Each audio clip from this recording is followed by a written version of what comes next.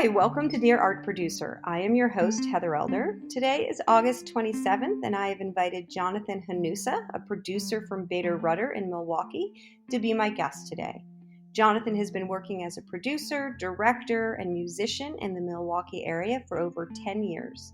His background includes broadcast commercials, web videos, podcasts, indie films, and even music videos. Currently, he is in a hybrid role as a traditional agency producer and lead producer for Bader Rutter's in-house production resource. Welcome, Jonathan. Hi, Heather. Thanks for having Hi. me. Yeah, absolutely. I think it was funny to me when you first logged on and we asked each other how we were, and I said, "How are you?" and you said, "Good, good enough," which is literally how I answer that question all the time right now. I feel like we're all mostly good, and I guess we just have to settle for good enough. Yeah, I mean, I think a lot of us are grateful to still be, working and talking with people and what have you. But overall, it just kind of seems weird these days. Yeah, it really does. I am with you in the grateful department and so appreciative at a time in my career to be learning so much new stuff. While, of course, I would appreciate also not having to learn what I'm learning right now. But it is a really intense time of kind of reinventing the wheel and figuring things out. So being able to talk to people like you, I think is really helpful, obviously for me, but for our listeners as well, who always are grateful for the being able to pull back the curtain a little bit and hear conversations they might not otherwise hear. So we really appreciate you being here. Yeah, like I said, yeah, great to be here, and I really appreciate being able to learn new things at my older age as well. Like part way through my career, I guess. But it sometimes these little challenges that come up in life, really help teach you, and you can pivot and learn new skills that way. Totally. So I always appreciate that sort of thing because I Yeah. might not do it anyway on my own. Well, and I think being a producer, that comes with the territory. And I've always asked this question, but not all producers take the same path to their job. So I'm always so curious, where you started, how you got your start, how'd you end up being a producer? What maybe we can start our conversation there. Sure, yeah. I mean, it was kind of I went to film school and I graduated. Ironically, not knowing a ton about the business. I don't know that a lot of film graduates do know a ton about the production business, but I did know that I wanted to make my way to the Milwaukee area because it was a city that I had kind of moved away from when I was younger, and I wanted to go back with my family. So I did that, and I kind of tried to learn more about who was making films in the Milwaukee area, which there wasn't a lot of filmmaking going on, but I did learn more about production companies. So I reached out to what production companies I could find. I came across one called Purple Onion, which is one of the longer running production Yeah. companies in the Milwaukee area, and I got to know those guys, and they kind of took me in and hired me as a PA on some commercial gigs, and I got to be in the office there and kind of learn the ropes from a traditional commercial production point of view. And then and from there, actually, kind of I didn't really think of producing as a career path. I guess I didn't. It was just wasn't one of those things. I was thinking about. They always ask you, well, what do you want to do? And I was like, well, I want to be a director. Well, Yeah. everybody wants to be a director. Yeah. How do you? What's the path you take to get to that point? Do you go through the camera department, or you can go through the art department? And then I quickly realized I was pretty good at being a coordinator and kind of and helping the producer and thinking ahead on sort of things. And I realized that maybe that's kind of my path to doing my creative projects on my own, like directing.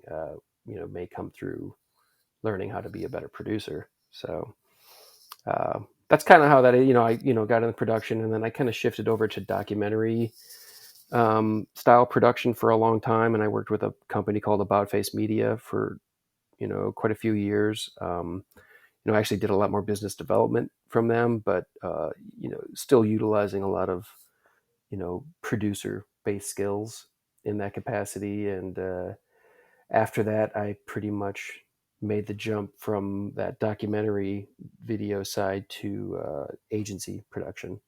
So like traditional agency production. So I moved over to a company called BBK here in Oh, Milwaukee, and was yeah. able to land in what would be quote unquote traditional agency producer role, and as a multimedia producer, so handling photo shoots, radio spots, big broadcast, global broadcast campaigns to web videos, that sort of thing. So it was that was definitely the jumping from short form documentaries to really large scale commercial production was a huge learning curve, and a huge learning experience as a producer for me. Yeah, well, I think you kind of touched on something earlier, this idea that like you don't nobody really raises their hand and says I want to be a producer. I think it's because you don't really know until you're kind of get in the fold of how that works and you get to see all the roles. Like there's so Hmm. many people that start out with, "Oh, I want to be a director," or "Oh, I wanted to be a photographer," "Oh, I wanted to be a stylist." Like they had a different thing in mind and then they, got into the world of production and they realized, "Oh, I think I might actually be really good at being the producer." Right. Yeah. So you had such amazing experience kind of going into the ad world, and obviously the ad world is a whole different animal, with different timelines and people and responsibilities and expectations and all of that. Did you, when you first got into it, were you thinking, "Gosh, what did I do?" Or were you like, "Oh, this is home. This is where I should be"? No, absolutely. I almost immediately regretted it. Ah, that's funny. I was no, it's a totally different dynamic from the production world, where you're sitting down with like and talking with, like I said, art department, or like grip electric, that sort of thing, to the agency side, which tends to be it's more high level, it's a little bit more conceptual on things, it's oftentimes more vague, like overall, when you're first starting an actual production, and the dynamics between people is a lot different. That's something that I needed to get used to. But then after a Yeah. while, then you start to get the hang of it, and you're like, oh, certain creative people react a certain they react a different way, or they require different types of conversations, that sort of thing. And then the same thing on the account side, because my role at BBK, I kind of had one foot in creative and one foot on the accounting side, so kind of a balance of each. So just getting to that change in dynamic was probably the biggest shift, that was like, oh, like, what did I do? Like, I have no idea what I'm doing, like, sort of thing. And but that's just something that comes with time and experience in the agency advertising world. Yeah, I can see that for sure. And it makes me wonder about the role that you're in now. Is it mostly motion that you're doing or stills? Are you doing some creative? Like, why don't we explain a little bit about that? Yeah, so I'm right now I'm at Bader Rutter, and we have a really robust internal production resource, and it's mostly motion based, and from as far as like what we shoot, and then we do a lot of editorial as well. But you know, uh, we really have the advantage there of having been supported from like as a the entire company, like and creative department at Beta Rudder has really put their support behind creating this robust production resource. So we get a lot of they've supported us financially, and we've brought in a lot of really great talent to do these productions. And the other thing that we have at Beta Rudder that really helps with that is we have a lot of work like flowing in through there, so we can test our skills and hone in the efficiencies of having an internal like agency production resource. So And how deep do you go with those resources? Like, I know that you call photographers and directors to come in and help, but do you guys ever produce, direct or shoot the projects yourself, or are you always bringing in outside people? no, so in a lot of ways, we'll act as the like kind of that creative collaborative resource like the director. I don't necessarily call myself a director in that scenario, or our main DP, his name is Cole Kwame. You know, we don't often use that word director, but that is kind of the role that we'll fill. So when somebody comes to us with an idea for a project, we'll kind of turn around, and come up with a treatment to, here's our approach and our vision for how we would like tackle this, and work with creative directors, back and forth to be like, figure out what's going to work best. And then we move forward from there. So, um, like from that internal resource perspective, we're really trying to look at ourselves as if we were an outside vendor. We just happen to be down the hall, so that collaboration can happen a lot easier. And in a lot of ways, when I'm producing these gigs, I'm more of a line producer in a way, as this kind of creative collaborator that we work on through the process. So it's a little different mindset than I also do some kind of traditional agency producer roles at Bader Rutter as well, where then I kind of shift my thinking a little bit, and I'm starting to think more broad on like, like there's so many different potential partners that we could have with this. Not just our internal resource, but like, who's the certain photographer that really fits the bill for this, or who's a production company, wherever they may be, Yeah. and even post production. So. I talk to our photographers in our group and other photographers and directors all the time, and talking about how important it is to be able to communicate your capabilities, because agencies are, and clients and brands directly are using their talent differently. So being able to, for the people listening, being able to communicate what it is you're capable of doing as a studio and how you can better collaborate with an agency or brand is would be really helpful, because sometimes you don't want to hire someone just to take a picture or just to shoot a video. There's some other things that you might need them to be able to do and collaborate with you on, even creatively, maybe, early on in the process. Absolutely, and I think, traditionally speaking, from the internal production resource, it was thought of more as like a fast food of production. you know we don't need to give this a lot of creative thought. I just need some videos. Call the internal team. They'll send a camera. We'll get the footage. There wasn't a lot of Yeah, of that upfront. Like, let's hold on a moment and let's think about why we're doing this, like, sort of thing. and right. and And how's it going to be used? And exactly. And we knew that. I knew that kind of going in, and I thought of that as a great opportunity, because, like I said, you really need that kind of influx of work, you know, to be able to like really showcase your skills. yeah, And so when that work comes in, and then sometimes in an annoying fashion, we'd be like, hey, let's hold on a second. Let's not just do a video here. Let's ask ourselves why this is valuable, and what purpose does it serve? What's the objective, and what are we trying to say to the audience that you're trying to reach for this? And even in some cases, to be like, I don't know that you so much need a video here. It could be something else that is going to provide a lot more value. when we first started shooting video years ago, and I would say even a little bit, it still happens today. Video tends to be that, oh, let's just add some motion to it. Hmm. And like, okay, wait, that changes the whole dynamic of the shoot and the whole cost structure of the shoot. It's not just a matter of like another person showing up with with a camera to videotape something, or holding up somebody's phone, right? Is there sound? Is there a script? Is this a cinematograph? Is this actual video? Like, there's so many things. And I think the biggest thing that is a important part of the learning process is, unlike in stills where you can fix something most likely in post, doing that in video is just cost prohibitive a lot of the times. Hmm.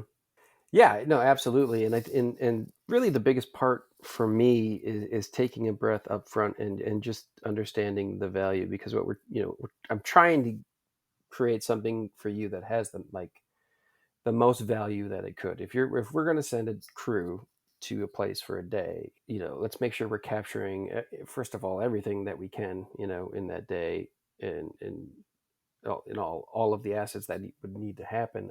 But whatever we're getting out of that actually has value to you, and it's not just a check mark. It's not a bullet point like, all right, video done, like sort of thing. Right. Yeah. No, that's important. Well, let's talk a little bit about what happened when I'm sure you guys were in the middle of some productions when COVID hit. Were you, and kind of what happened to them? Yeah, we actually so we have like it was really the week before it really hit hard. But I remember I don't know, it was the second week of March or something like that. Well, I had flown down to Atlanta for a shoot, and it was like a big trade show sort of thing. And then this kind of coronavirus conversation was going on. I was like, this is kind of a horrible idea to go to like a huge city, and then all of these other people from around the country are going to go to the same spot, and, to shoot these videos.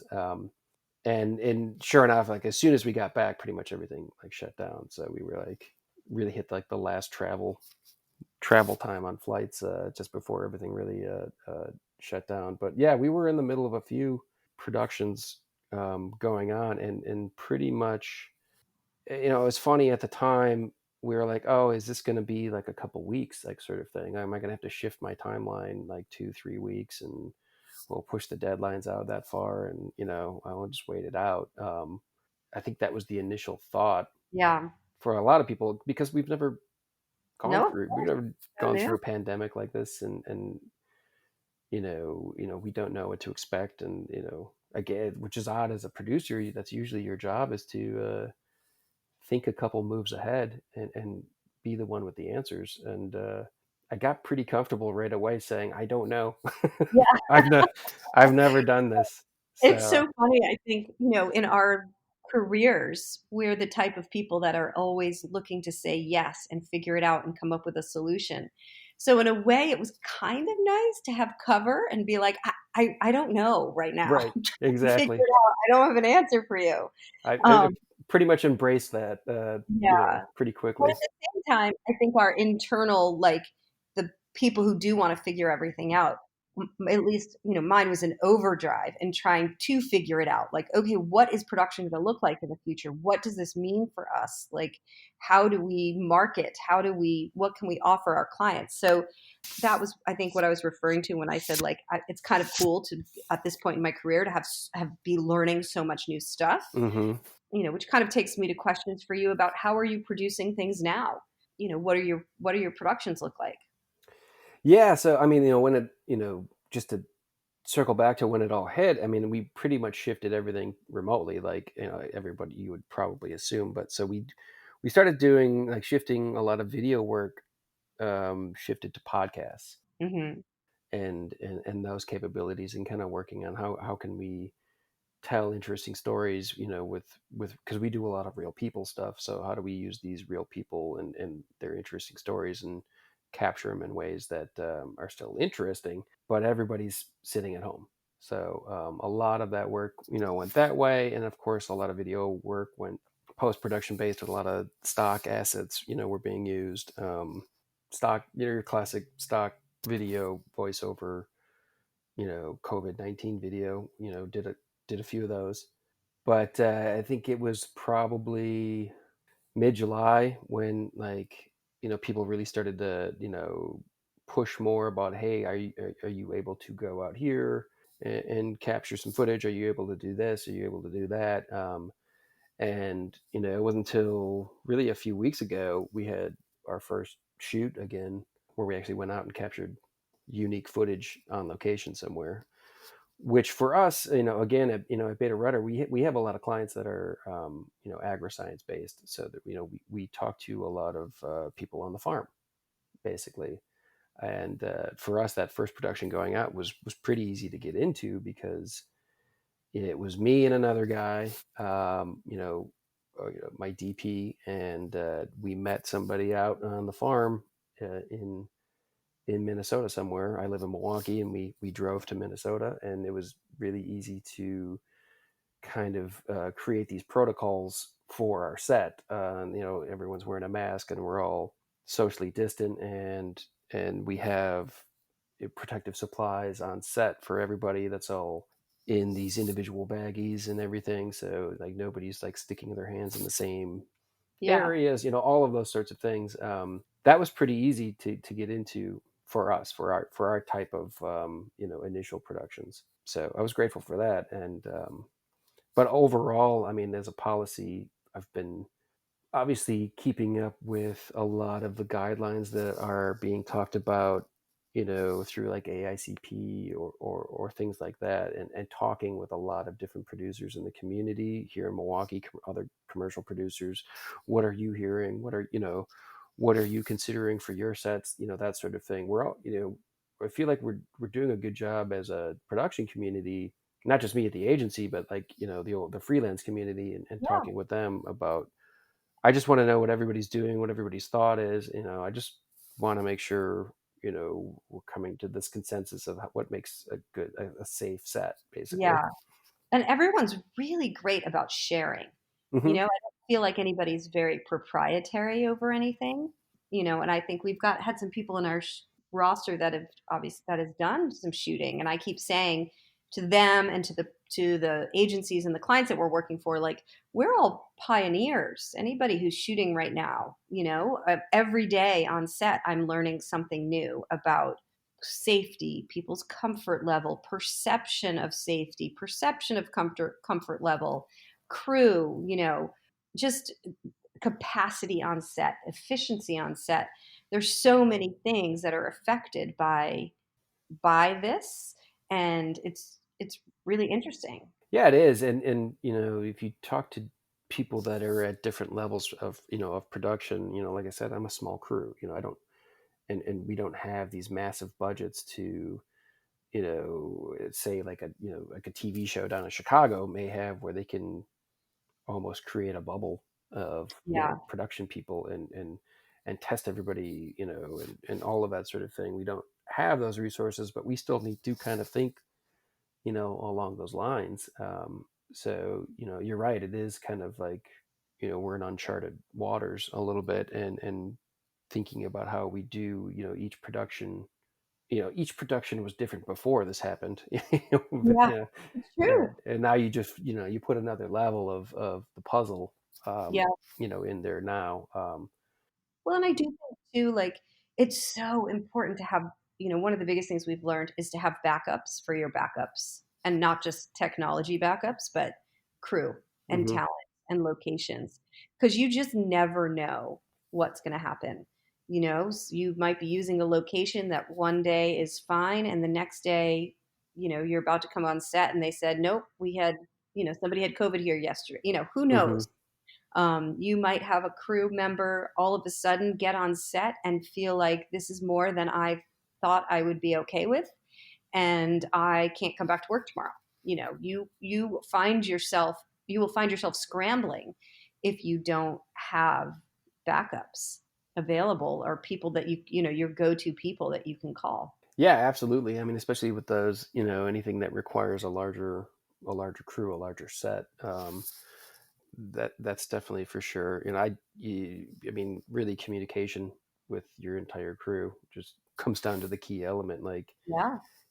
every step of the way. All right, we're going on the scout. How are you feeling about this? Like, what do you think about this? To at the very least, your key people. And it's easy to fall back into the mode, that like well-oiled machine mode that we all have, where you Hmm. just kind of jam through everything, and you have to remember that it just takes longer, takes an extra step, an extra conversation, and the more pre-production we can do ahead of time, the more you can choreograph what's going to happen on set the day of, the better off you will be, because you just don't, especially with live streaming, you don't have the time to figure things out on set sometimes, and it really sets you back.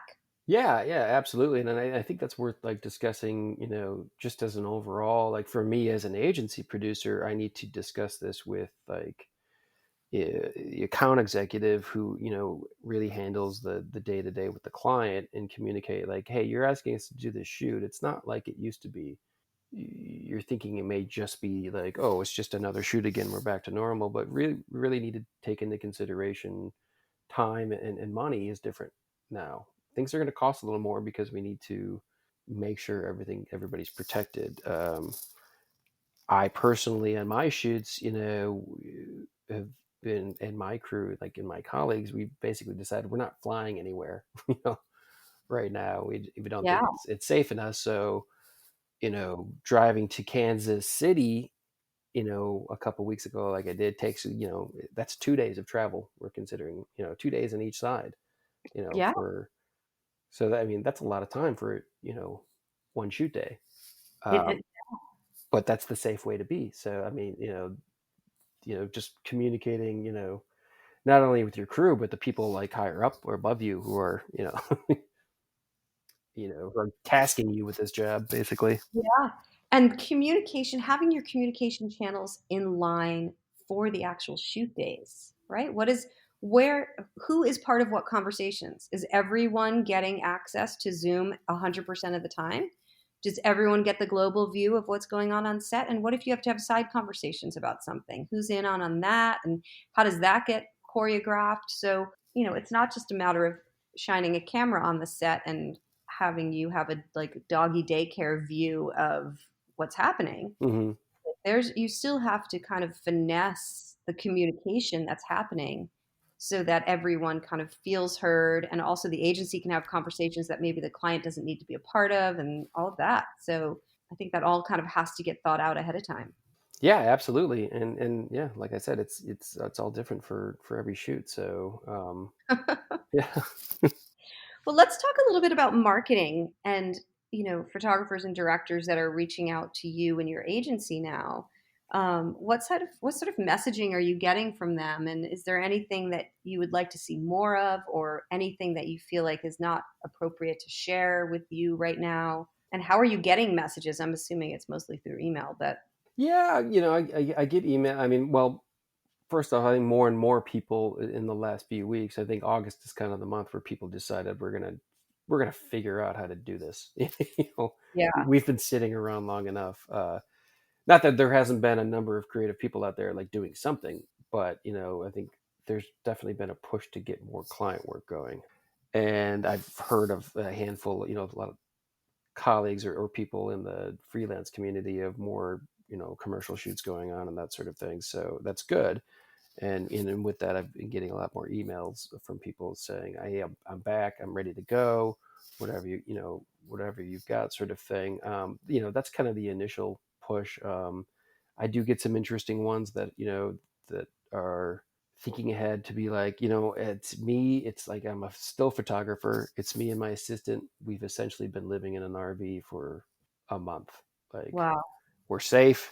You right, know, wherever you need us to go, that we're gonna live out of the RV, and we're gonna, if you need some, profiles here or there, whatever kind of shoot you need, we'll just drive there, and then you don't need to worry about the logistics and that sort of thing. So, I mean, that helps to have, to know that you have resources like that out there, that there's that level of safety there, that that extra thought that goes into it.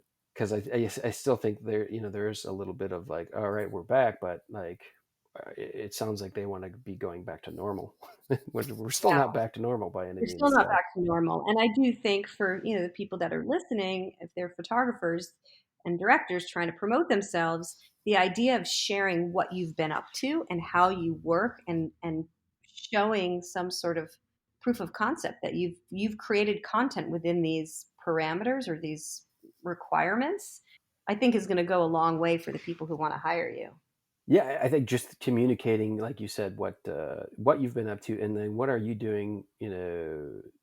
What's your take on what you're doing that's extra in this Mhm. production, and it's got to be something there. I think of like a thought process that's a little bit more than like, all right, we've got, well, everyone's wearing masks, and there's going to be sanitizer around. I think it's almost like thinking about like packaging the thought process in a way that brings that comfort level.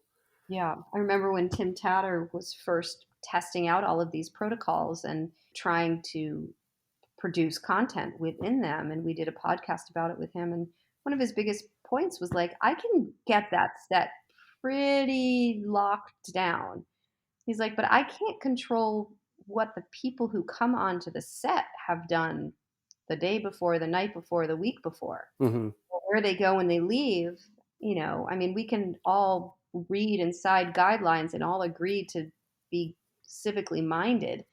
about this, and responsible to each other. But like, there's such a gaping hole when it comes to that, and it's a hard thing to figure out. Yeah, I think, and I think that's a good point. I mean, in the end, it just comes down to like, it's tough to manage bringing large groups of people together, and Anyway, and right? and you know, and you can make it as safe as it can be. And I agree. I think you can lock it down pretty well, but it's never going to be 100%.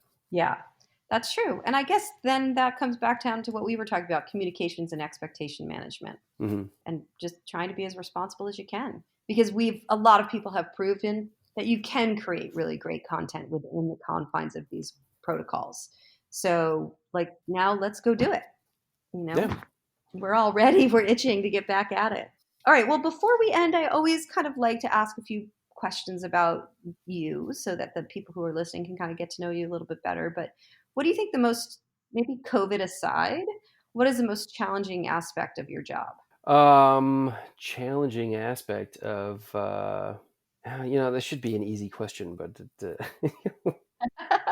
it's not. I mean, really, I think it's just. I think it's handling. I think it's kind of like I talked about before. It's like handling the different personalities of different projects that that I work on within like the kind of the agency world, because it's always a different combination of people, and it's a different set of rules, and it's like kind of figuring out that puzzle right off the bat with every different project right away. Because once you do that, and then like you said, you kind of have this well-oiled machine, and things get really awesome. It's just that upfront is always like figuring out that initial puzzle is Yeah. always one of the more challenging aspects, I think. And what are you known for on your team? What do you mean? Like, what if I were to ask an account person or a creative person, or even a client, what's one word that encompasses Jonathan on set or something? What, or on a project? Is there something that kind of stands out that everyone is like is the go-to thing? I don't know if there's one word. I'm often told that I have grumpy face a lot. Like on, like not, I'm not grumpy, but like when I'm just sitting there in my usual like producer mode, I think I've been told I look angry a lot. That's You're deep in thought. The deep in thought and looking very angry, and then someone's like, "Are you okay?" I'm like, "No, I'm totally fine. I'm just What's up? thinking. What can I do for you?" Okay, well, what's your favorite thing to do on a Sunday? Oh, on a Sunday. Well, I'm a musician, so I love playing and writing music on my own at home and recording. So I play in a band in the Milwaukee area, and unfortunately, we haven't been able to play any shows lately. But that's the kind of thing. I'm sitting at home writing some music, waiting for the time when we can get back together, practice, and get back out there. Yeah, I know. I asked somebody that question recently, what's your favorite thing to do on a Sunday? And they were like, what's a Sunday? And I was like, oh, that's so true. That is, yeah, It's yeah. just so true. Well, maybe you've already answered this, but if you weren't a producer, what would you do? Well, I could say musician, but I don't know that that's a well-paying gig at all, ever. I don't know how to make money doing it. Otherwise, that's probably what I'd be doing. But I'm also a big science nerd as well. I think I briefly thought about going into like medicine at one point Oh, in interesting. the crossroads of my my young life. So um, I think I wanted to be an archaeologist at one point. I think a lot of people did at one point.